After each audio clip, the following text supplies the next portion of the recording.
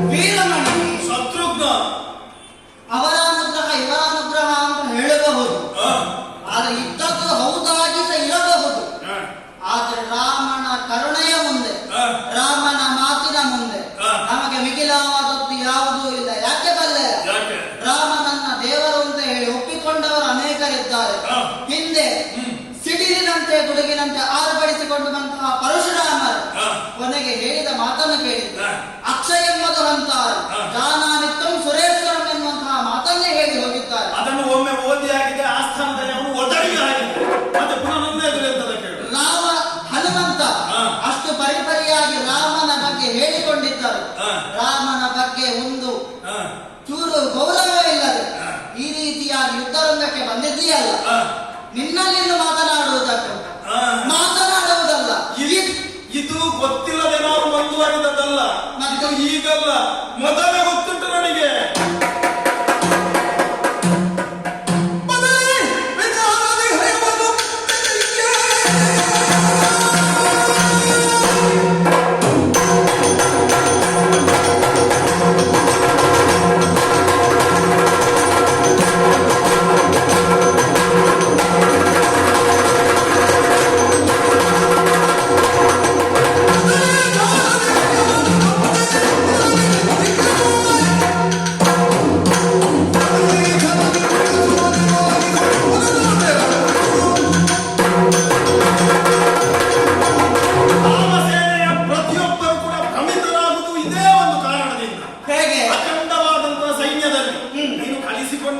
ಕಲಿಸಿಕೊಟ್ಟಂತಹ ರಾಮನು ಕೂಡ ಹೇಳಿದ್ದದೆ, ನಮ್ಮನ್ನು ಸದಾ ಕಾಲುವಂತಹ ರಾಮಕಾರುಣ್ಯ ನಮ್ಮ ಉಂಟು.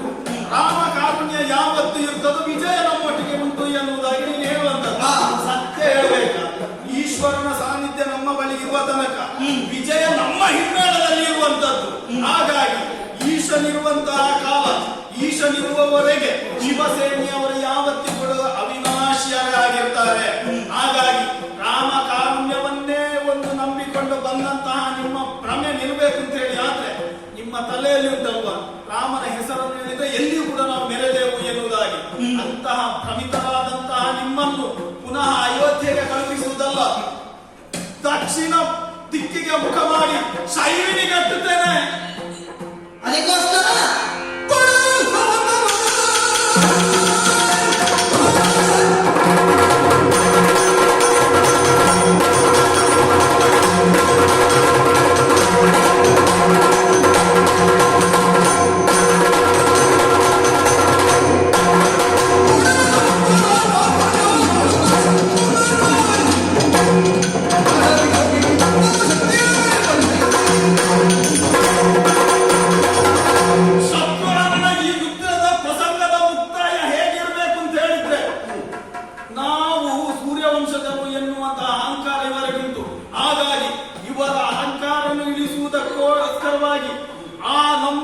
ನಾವು ಆರಾಧನೆ ಮಾಡುವಂತಹ ಈಶ್ವರ ದೇವರನ್ನೇ ನೆನೆಸಿ ಆ ಮಾರ್ತಾಂಡ ಶಕ್ತಿಯುಕ್ತವಾದಂತಹ ಶರವನ್ನು ಎಸೆದಿದ್ದೇವೆ.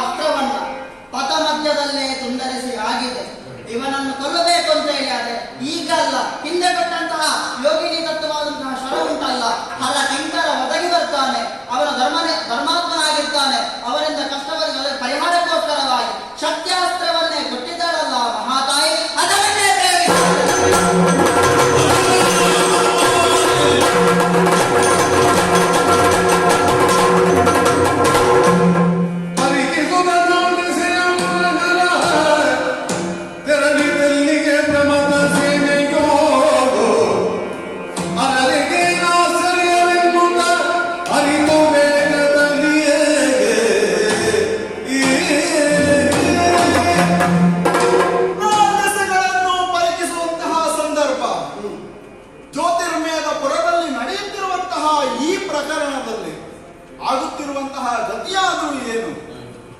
ಬಂದಂತಹ ರಾಮಾಶ್ವಮೇಧದ ಈ ತುರಗವನ್ನು ಬೆನ್ನತ್ತಿದ ಕಾಲದಲ್ಲಿ ನನ್ನ ಮಾವನೆಂದೆನಿಸಿಕೊಂಡಂತಹ ವೀರಮಣಿಯ ಹನನವೇ ಆಗುವಂತಹ ಕಾಲ ಆಗಿ ಹೋಯ್ತಲ್ಲ.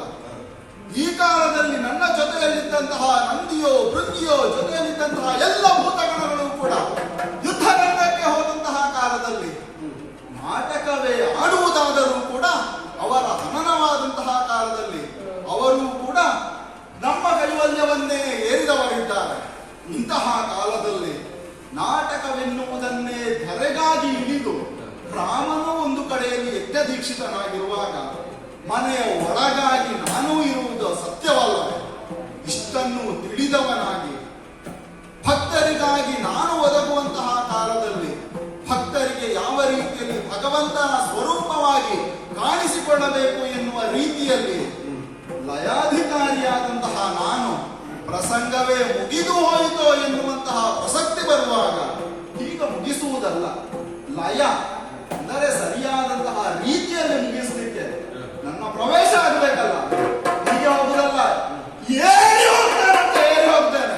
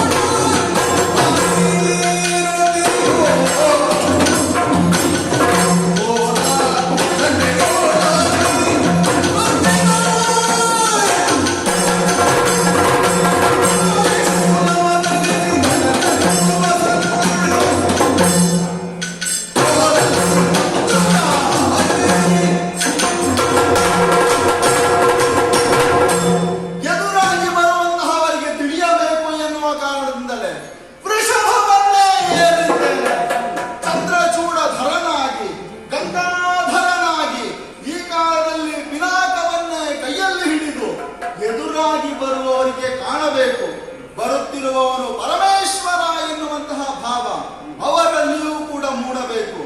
ನನ್ನ ಎದುರಾಗಿ ನನಗಾಗಿ ಸಮರ್ಪಣಾ ಭಾವವನ್ನೇ ತೋರಿಸಿ ಬಂದಂತಹ ಚಂದ್ರನನ್ನಾದರೂ ಕೂಡ ತಲೆಯಲ್ಲಿ ಧರಿಸುವ ನಾನು ನನ್ನ ಎದುರಿನಲ್ಲಿ ನಾನೇ ದೊಡ್ಡದು ಎನ್ನುವುದಾಗಿ ನಿಂತಹ ಕಾಲದಲ್ಲಿ ಗಂಗೆಯನ್ನಾದರೂ ಕೂಡ ಕಟ್ಟಿ ನಿಲ್ಲಿಸಿದ್ದೇನೆ. ಗಜಾಸುರನು ಬಂದಂತಹ ಕಾಲದಲ್ಲಿ ಅವನ ಚರ್ಮವನ್ನೇ ಅಂಬರವನ್ನಾಗಿ ಧರಿಸಿ ಎದುರಿನವರಿಗೆ ತಿಳಿಯಬೇಕು, ಬಂದಂತಹ ಪರಮೇಶ್ವರ ನಮ್ಮನ್ನು ಕಾಯುವನಾಗಿರಬೇಕೋ ಅಥವಾ ನಮ್ಮನ್ನು ಸಂಹರಿಸುವ ಶಕ್ತಿಯಾಗಿರಬೇಕೋ ಎನ್ನುವ ರೀತಿಯಲ್ಲಿ ನನ್ನನ್ನೇ ನಾನು ಎದುರುಗೊಳ್ಳುತ್ತಾ ಈಗ ಎದುರಾಗಿ ಹೋಗಬೇಕಾದಂಥದ್ದು ಜ್ಯೋತಿರ್ಮೇಧದ ಎದುರಾಗಿ ಹೋಗ್ತಾ ಇದ್ದೇನೆ, ಹೋಗ್ತಾ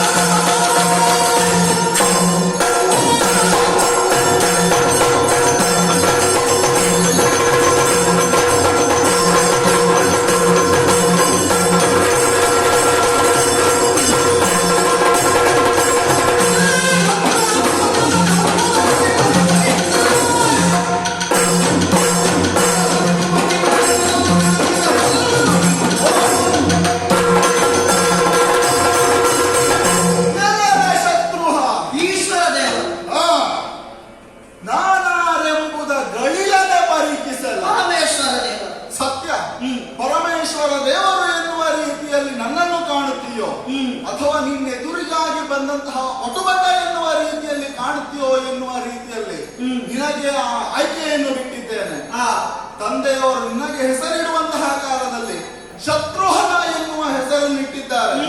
ಎದುರಿಸು ಬರುವಂತಹ ಎಲ್ಲ ಶತ್ರುಗಳನ್ನು ಕೂಡ ಹನನಗೊಳಿಸಿ ಎದುರಿದ್ದವರನ್ನೇ ದಮನಿಸಿ ನಿಲ್ತೇನೆ ಎನ್ನುವ ಹೆಸರನ್ನು ಹೊಂದಿದ್ದೇನೆ ಎನ್ನುವ ಛಾತಿಯನ್ನು ಈ ಕಾಲದಲ್ಲಿಯೂ ಕೂಡ ಉಳಿಸಿಕೊಂಡು ಮಮ ಕಿಂಕರನನ್ನು ಮಡುಹಿದಂತಹ ಛಾತಿಯನ್ನು ಈಶ್ವರನಾದಂತಹ ಈಶ್ವರನಾದಂತ ಎದುರಿನಲ್ಲಿಯೇ ತೋರಿಸುತ್ತೇನೆ ಎನ್ನುವ ರೀತಿಯಲ್ಲಿ ನಿನ್ನ ನಡೆಯು ಉಳಿತದೆ ಅಂತ ಆದ್ರೆ ಶತ್ರು ಶತ್ರುಹರ ಎನ್ನುವಂತಹ ಹೆಸರು ಎದುರಿನಲ್ಲಿದ್ದವರ ಶತ್ರುತ್ವವನ್ನೇ ನಿವಾರಣೆ ಮಾಡಬೇಕೆ ಹೊರತು ಶತ್ರುವನ್ನು ನಿವಾರಣೆ ಮಾಡುವುದಲ್ಲ ಎನ್ನುವುದನ್ನು ತಿಳಿಯ ನಡೆಯಬೇಕಾಗುತ್ತದೆ. ಆದರೂ ಕೂಡ ನನ್ನನ್ನು ಎದುರಿಸಿ ನನ್ನ ಕಿಂಕರನ್ನು ಮಡುಹಿದಂತಹ ಕೋಟಿಯನ್ನೇ ತೋರಿಸುತ್ತೀಯೋ ಅಥವಾ ಎದುರಿಸುತ್ತೀಯೋ? ಬಂದವನು ಯಾರು ಅಂತ ಹೇಳಿ ಗೊತ್ತಿಲ್ಲ ಅಂತ ಹೇಳಿ ತಿಳ್ಕೊಂಡಿದ್ದೆ.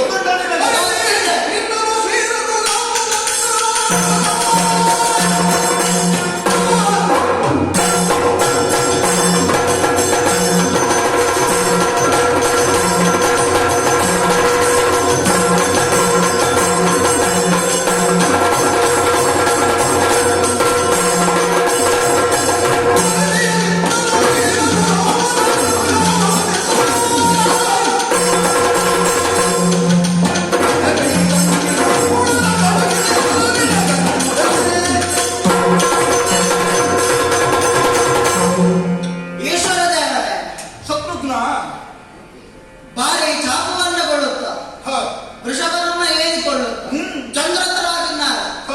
ಈ ಜ್ಯೋತಿರ್ವೇದದ ರಣರಂಗಕ್ಕೆ ಬಂದು ಹಿಡಿದಿರಲು ಸತ್ಯ. ಗೊತ್ತಿಲ್ಲದೆ ನಾನು ನಿಮ್ಮನ್ನು ಮಾತನಾಡಿಸಿದ್ದಲ್ಲ, ಗೊತ್ತಿದ್ದೇ ನಾನು ಈ ಪ್ರಸಂಗಕ್ಕೆ ತೊಡಗಿಕೊಂಡದ್ದು. ಎದುರಾಗಿ ಬಂದವರು ಯಾರು ಕೇಳಿದ್ರು? ನಮ್ಮ ರಘುರಾಮನಾಗಿರುವಂತಹ ಆ ರಾಮದೇವರು ಮಾಡಿದಂತಹ ಅಶ್ವಮೇಧದ ತುರಗದ ಬೆಂಗಾವಲಿಗಾಗಿ ಬಂದವರು ನಾವು.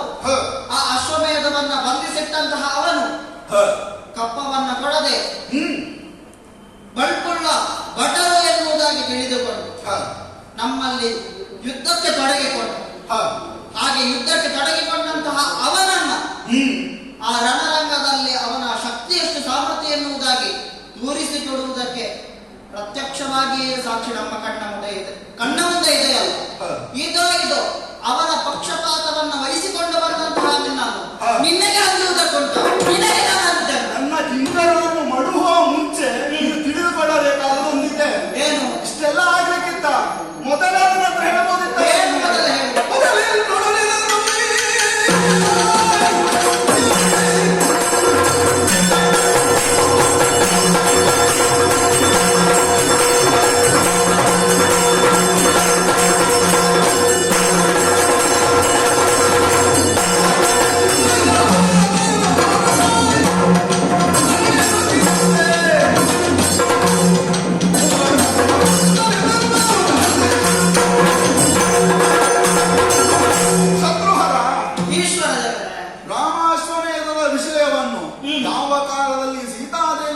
ಪ್ರವೇಶವಾಗುವಂತಹ ಕಾಲವಿತ್ತು.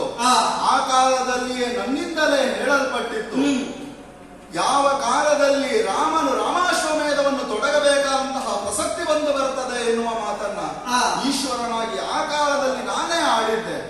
ನಂತರ ಗುರುಗಳು ಹಿರಿಯರು ಆಡಿದಂತಹ ಮಾತಿಗೆ ರಾಜಸೂಯ ಬೇಡ, ಅಶ್ವಮೇಧವನ್ನೇ ತೊಡಗುವ ಎನ್ನುವ ರೀತಿಯಲ್ಲಿ ರಾಮನೇ ಮುಂದೊತ್ತಿದ್ದ. ಕಾರಣಗಳು ನಿನಗೆ ತಿಳಿದಿದ್ದೇ ಸರಿ. ಯಾಕೆ? ರಾಜಸೂಯವನ್ನು ಮಾಡುವಂತಹ ಕಾಲದಲ್ಲಿ ಹಲವಷ್ಟು ಜನ ರಾಜರನ್ನೇ ಕರೆಯಬೇಕಾದಂತಹ ಪ್ರಸಕ್ತಿ ಒದಗಿ ಬರ್ತದೆ. ಆದರೆ ಅಶ್ವಮೇಧವನ್ನು ಮಾಡುವಾಗ ಅಲ್ಲಿದ್ದಂತಹ ಧರ್ಮವನ್ನೇ ತಿಳಿದು ಅವರು ಕಪ್ಪವನ್ನು ಕೊಡ್ತಾರೆ ಅಂತ ಆದ್ರೆ ಅಲ್ಲಿ ಮುಂದುವರಿಯುವಂತಹ ಪ್ರಸಕ್ತಿಯು ಮುಂದುವರಿಯುತ್ತದೆ ಅಂತ ಆದರೆ ರಾಮನ ಆಶಯ ಇದ್ದದ್ದು ಎದುರಿನಲ್ಲಿದ್ದವರನ್ನು ಕರೆದು ಮುಂದುವರಿಯುವುದಲ್ಲ, ಧರ್ಮವನ್ನೇ ಸ್ಥಾಪನೆ ಮಾಡಿಕೊಂಡು ತನಗೆ ಒದಗಿದಂತಹ ಶಂಕೆಯನ್ನು ಪರಿಮಾರ್ಜನೆ ಮಾಡಿಕೊಂಡು ನಡೆಯುವುದಷ್ಟೇ ಇತ್ತು. ಹಾಗಿರುತ್ತಾ ಈ ಜ್ಯೋತಿರ್ಮೇಧಕ್ಕೆ ಕಾಲಿಡುವಂತಹ ಕಾಲದಲ್ಲಿ ಎಲ್ಲಿಯೋ ನಡೆಸಿದಂತಹ ಸಂಧಾನವನ್ನು ಅಣ್ಣನ ಆಣತಿಯಂತೆ ಅಥವಾ ಅಣ್ಣನ ನೆರಳಿನಲ್ಲಿ ನಡೆಯುವವನಾಗಿ ನೀನು ಸಂಧಾನವನ್ನೇ ನಡೆಸಿದ್ದಿ. ಸಂಧಾನ ಮಾಡಿಸಬೇಕಾದಂತಹ ಅನಿವಾರ್ಯತೆ ನನ್ನ ಪಾಲಿಗೆ ಒದಗಿ ಬಂತು. ಯಾಕೆ ಕೇಳಿದ್ರೆ ಶತ್ರುಘ್ನ ಇಲ್ಲಿವರೆಗೆ ನಮಗೆ ಒದಗಿದವರು ಯಾರು ಈ ರೀತಿಯಾಗಿರಲಿಲ್ಲ. ವೀರಮಣಿ ಧರ್ಮಜ್ಞನಿದ್ದಾನೆ, ಸತ್ಯಸಂಧಾನಿದ್ದಾನೆ ಎನ್ನುವಂತಹ ಉದ್ದೇಶಕ್ಕೋಸ್ಕರವಾಗಿಯೇ ಸಂಧಾನ ನಡೆಸಬೇಕಾದಂತಹ ಕರ್ತವ್ಯ ನಮ್ಮ ಧರ್ಮಜ್ಞನಿದ್ದಾನೆ, ಸತ್ಯಸಂಧನಿದ್ದಾನೆ, ಪರಮ ಶೈವನಿದ್ದಾನೆ, ಶಿವಭಕ್ತನಿದ್ದಾನೆ ಎನ್ನುವ ಕಾರಣದಿಂದ ಜೊತೆಗೆ ಈಶ್ವರನಾದಂತಹ ನಾನೇ ಈ ಪುರದ ರಕ್ಷಕನಾಗಿರುವ ಕಾಲದಲ್ಲಿ ಸಂಧಾನವನ್ನೇ ನಡೆಸಬೇಕು ಎನ್ನುವಂತಹ ಮಾತನ್ನ ನೀನೇ ಆಡಿ ಮುಂದೊತ್ತಿದ್ದು ಸತ್ಯವಲ್ಲವೇ? ಹೌದು.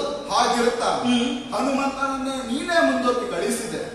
ಆ ಕಾಲದಲ್ಲಿಯೂ ಕೂಡ ಆ ಸಂಧಾನ ಎನ್ನುವುದು ಮುರಿದೇ ಬಿತ್ತು. ನನಗೆ ಅನ್ನಿಸುವುದೊಂದೇ, ಏನು? ನಿನಗೆ ತೋರಿಕೆಗೆ ಮಾತ್ರ ಅಲ್ಲಿ ನಿನಗೆ ಸಂಧಾನ ಮಾಡಬೇಕು ಎನ್ನುವುದಾಗಿದ್ದದ್ದು. ಅದನ್ನು ಬಿಟ್ಟು ಇಲ್ಲದಿದ್ದರೆ ನಿನ್ನ ನಡೆಯಲ್ಲಿ ಬೇರೆ ರೀತಿಯಲ್ಲೇ ನಡೆಸಬೇಕಿತ್ತು.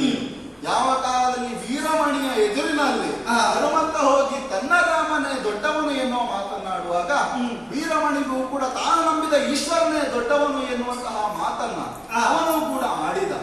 ಇಷ್ಟಿರುತ್ತ ನನ್ನಲ್ಲಿಗೆ ಬರ್ತಾ ಇದ್ರೆ ರಾಮನ ರಾಮಾಶ್ವಮೇಧವನ್ನು ತಿಳಿದ ನಾನು ಈ ಕಾಲದಲ್ಲಿ ವೀರಮಣಿಗೂ ಕೂಡ ಒಪ್ಪಿಸಿ ಕಪ್ಪ ಕಾಣಿಗಳನ್ನು ನಿಮಗಾಗಿ ಅರ್ಪಿಸುವಂತೆ ಹೇಳ್ತಾ ಇದ್ದೆ. ಹಾಗೆ ಅರ್ಪಿಸ್ತಾ ಇದ್ರೆ ಇಷ್ಟೆಲ್ಲ ನಡೀಲಿಕ್ಕಿತ್ತ. ಮತ್ತೆ ನಡೆಯುವುದಕ್ಕೆ ಮೊದಲಾಗಿ ಆಲೋಚಿಸಬೇಕಿತ್ತು. ಏನು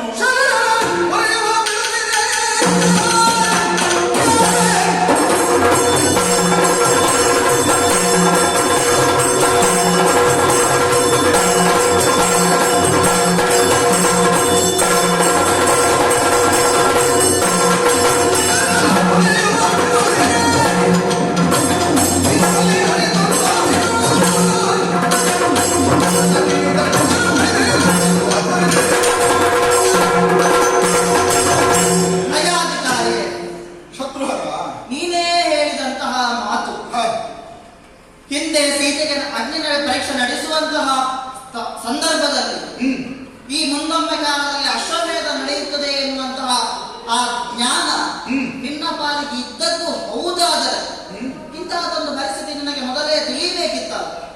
ಅಂದ್ರೆ ಅಶ್ವಮೇಧ ಆಗ್ತದೆ, ಅಶ್ವಮೇಧದ ದೊರಗೆ ಎನ್ನುವಂತಹದ್ದು ಜ್ಯೋತಿರ್ಮೇಧಕ್ಕೆ ಪ್ರವೇಶವಾಗ್ತದೆ, ವೀರಮಣಿಯನ್ನು ಕೊಲ್ಲುವುದಕ್ಕೆ ಸಾಧ್ಯವಾಗ್ತದೆ ಎನ್ನುವಂತಹ ಜ್ಞಾನ ನಿನ್ನಲ್ಲಿ ಉಂಟಾ ಇಲ್ಲ? ಓಹೋ, ಇರುವುದು ಹೌದಲ್ಲ? ಹಾಗಿದ್ದಾಗ ಮೊದಲೇ ನೀನು ತಡೆದು ಬರಬೇಕಿತ್ತು. ಎಲ್ಲಿ? ಯಾವಾಗ ಕೇಳಿದ್ರೆ ಯಾವಾಗ ದೊರಗ ಜ್ಯೋತಿರ್ಮಯವನ್ನ ಪ್ರವೇಶ ಮಾಡಿದ್ರು, ಪ್ರವೇಶ ಮಾಡುವ ಕಾಲದಲ್ಲಿ ಮಾಡುವಂತಹ ಕಾಲದಲ್ಲಿ ಆ ವೀರಮಣಿಯ ಮುಖಾಂತರ ಋತ್ನಾಂಗ ಶುಭಾಂಗರಿಗೆ ಬುದ್ಧಿ ಮಾತನ್ನ ಹೇಳೋದರ ಮುಖಾಂತರವಾಗಿ ಇನ್ನೇ ಆಡಿದ ಹಾಗೆ ರಾಮ ಮಾಡುತ್ತಿರುವಂತಹ ಧರ್ಮ ಕಾರ್ಯ, ಶಂಕೆ ನಿವಾರಣೆಗೋಸ್ಕರವಾಗಿ, ಅದಕ್ಕೋಸ್ಕರವಾಗಿ ನಾವು ಯುದ್ಧವನ್ನ ಮಾಡುವುದು ಸರಿಯಲ್ಲ. ಶತ್ರುಹರ, ಈಗ ಧರ್ಮ ಕಾರ್ಯವಾಗಿ ನಡೆಸುತ್ತಿರುವಂತಹ ರಾಮನ ಕಾರ್ಯದಲ್ಲಿ ಯಶಸ್ಸು ಸಿಕ್ಕಿ ಅದರಿಂದ ಸಿಗಬೇಕಾದಂತಹ ಪೂರ್ಣ ಪುಣ್ಯಗಳು ಸಿಗಬೇಕಾದದ್ದು ರಾಮನಿಗೆ ಆಗಿರುವಾಗ ಈಶ್ವರನ ಪ್ರಸಕ್ತಿಯಿಂದ ಅಲ್ಲಿಯೇ ಎಲ್ಲವೂ ಕೂಡ ಪ್ರಸಾದಿತವಾಗಿ ಹೋಗ್ತದೆ ಅಂತ ಆದ್ರೆ ರಾಮನ ಪ್ರಸಕ್ತಿ ಏನು, ಅಥವಾ ರಾಮನಿಂದ ಕಳಿಸಲ್ಪಟ್ಟ ನಿನ್ನ ಪ್ರಸಕ್ತಿ ಎಲ್ಲಿಂದ ಬರ್ತದೆ? ದೇವರೇ, ನಾವು ಸಂಧಾನಕ್ಕೆ ಕಳುಹಿಸಿಕೊಡುವುದಕ್ಕಿಂತ ಮೊದಲಾಗಿ ನೀನು ವೀರಮಣಿಯಲ್ಲಿ ಹೇಳಿ ಈ ಯುದ್ಧವು ಸಲ್ಲದಲ್ಲ, ನೀನು ಕಪ್ಪವನ್ನು ಅವನಿಗೆ ಒಪ್ಪಿಸಿ ಶರಣಾಗತಿ ಹೊಂದುತ್ತೆ ಅಂತ ಹೇಳಿ ಆದ್ರೆ ಆ ಕಾಲದಲ್ಲಿ ಅವ ಒಪ್ಪಿಸ್ತಾ ಇದ್ರೆ ಈ ದೂರಕ್ಕೆ ನಾನು ಅಣಿಯಾಗಬೇಕಾಗುತ್ತೆ. ತುರಗ ಯಾವಾಗ ಜ್ಯೋತಿರ್ಮೇಧವನ್ನು ಪ್ರವೇಶ ಮಾಡುವ ಕಾಲದಲ್ಲಿಯೇ ನಾನು ಅವನಿಗೆ ಜ್ಞಾನವನ್ನು ಕೊಡಬೇಕಿತ್ತು ಎನ್ನುವ ರೀತಿಯಲ್ಲಿ ಆಡ್ತಾ ಇದ್ದೆ. ಆ ರೀತಿಯಲ್ಲಿ ಕೊಟ್ರೆ ಕ್ಷತ್ರಿಯರಲ್ಲಿ ಇರಬೇಕಾದಂತಹ ಛಾತಿಗೆ ವೀರಮಣಿಗೆ ಅಲ್ಲಿ ಕುಂದು ಬರ್ತದೆ. ಹಾಗಿರುವಾಗ ಕ್ಷತ್ರಿಯರಾದಂತಹ ಅವರು ಯಾತಕ್ಕಾಗಿ ಅವರು ಕಪ್ಪವನ್ನು ಸಲ್ಲಿಸ್ತಾರೆ? ಅದರ ಬದಲಾಗಿ ನೀನೇ ಒಳ್ಳೆಯ ಜ್ಞಾನವುಳ್ಳವನಾಗಿ ಮಹೇಶ್ವರನಾದಂತಹ ನನ್ನಲ್ಲಿಯೇ ಬರ್ತಾ ಇದ್ರೆ ನಾನಾಗ ಹೇಳ್ಬೋದಿತ್ತು, ಬಂದಂತಹ ತುರಗ ರಕ್ಷಕರು ನನ್ನ ಬಳಿಗಾಗಿಯೇ ಬಂದಿದ್ದಾರೆ, ಆದ್ದರಿಂದ ಕಪ್ಪವನ್ನು ಕೊಡಬಹುದು ಎನ್ನುವ ಮಾತನ್ನು ನಾನೇ ಆಡ್ತಾ ಇದ್ದೆ. ಆಗ ಇಷ್ಟೆಲ್ಲ ನಡೀಲಿಕ್ಕೆ ಇರ್ಲಿಲ್ಲ ಅಲ್ವಾ ಶುಕ್ರವಾರ?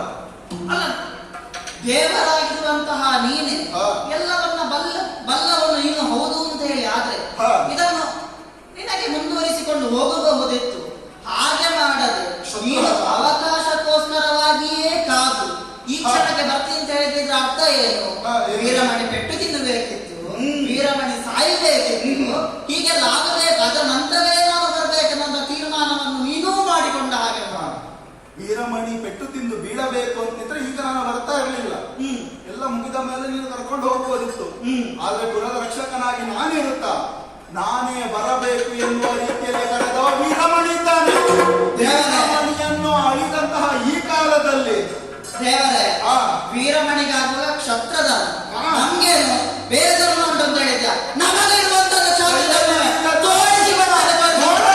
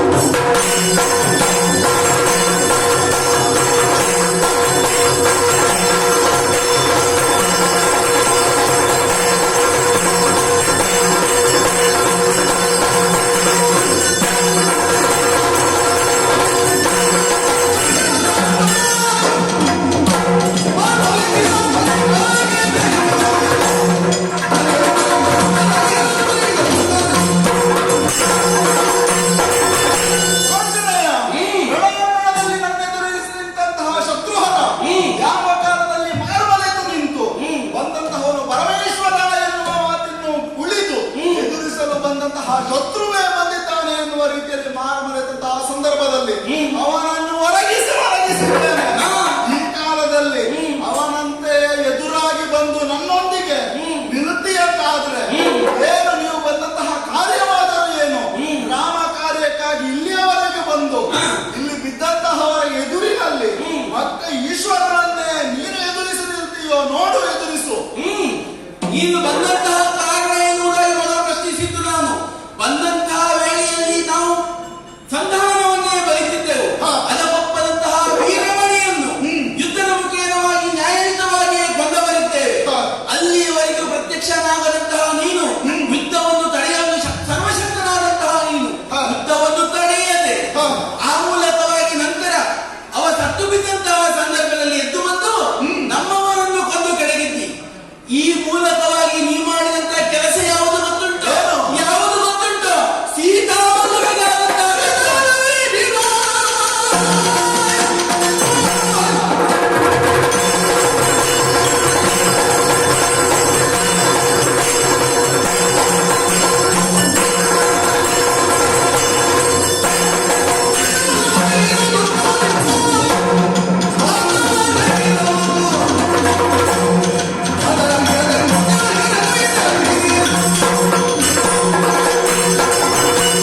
ಅಲ್ಲದೆ ಹೋದರೆ 14 ಲೋಕಗಳಲ್ಲಿಯೂ ಸಾಮರ್ಥ್ಯಶೀಲನೆನಿಸಿಕೊಂಡಂತಹ ಶ್ರೀರಾಮಚಂದ್ರ ಅಶ್ವಮೇಧ ತುರಗವನ್ನು ಪೂಜಿಸಿ ಬಿಡುವಂತಹ ಸಂದರ್ಭದಲ್ಲಿ ನಿನಗೆ ಪೂಜಿಸಿದ್ದು ನಿನಗೆ ಗೊತ್ತಿಲ್ಲವೋ? ಸತ್ಯ.